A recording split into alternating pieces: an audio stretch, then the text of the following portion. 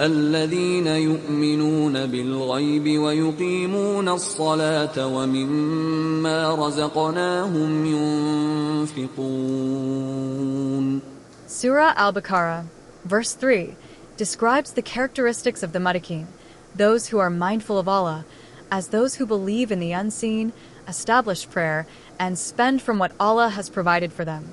This verse outlines the core tenets of Islamic belief and practice. Tafsir, explanation, of Sura Al Baqarah, ayat 3. Believing in the unseen, al-ghaib. This refers to having firm faith in things that are beyond human perception and experience, such as the existence of Allah, angels, the hereafter, divine scriptures, and prophets. It is not mere intellectual knowledge, but a deep-seated belief that shapes one's actions and worldview. Establishing prayer, ikamat as-salat. This signifies not only performing the prayers regularly, but also doing so with proper attention, humility, and fulfilling all its requirements as taught by the Prophet Muhammad. It includes performing prayers at their prescribed times, with focus, and in congregation for men. Spending from what Allah has provided. This encompasses various forms of giving, including zakat, obligatory charity, spending on one's family, including parents, children, and wives, and contributing to charitable causes.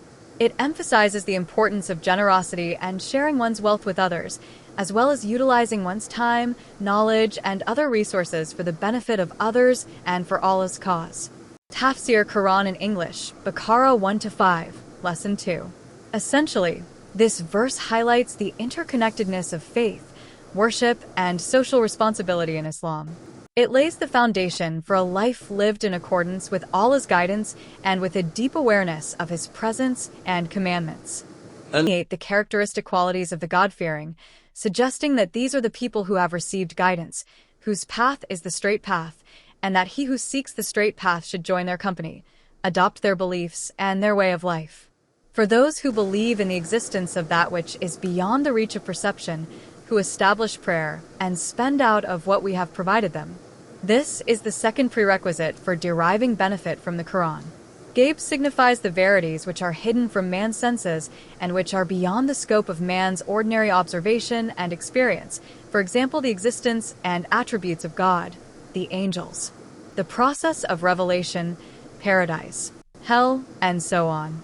Belief in the ghaib means having faith in such matters, based on an absolute confidence in the messengers of God, and despite the fact that it is impossible to experience them.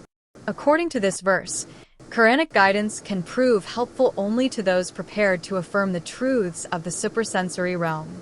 People who make their belief in these questions conditional upon sensory perception of the object of belief, and who are not prepared even to consider the possibility of the existence of things that cannot be weighed or measured, cannot profit from this book.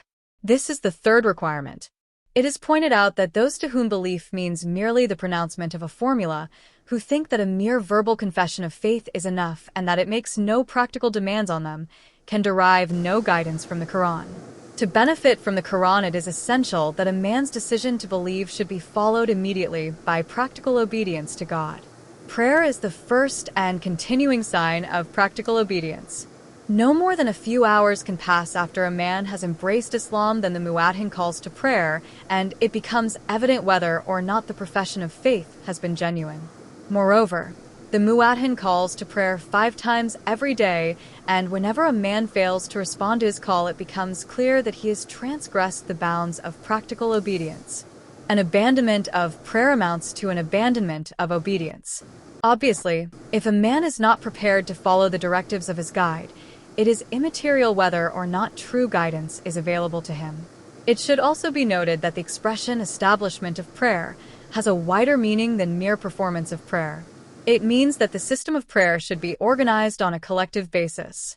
If there is a person in a locality who prays individually but no arrangements are made for congregational prayer, it cannot be claimed that prayer is established in that locality.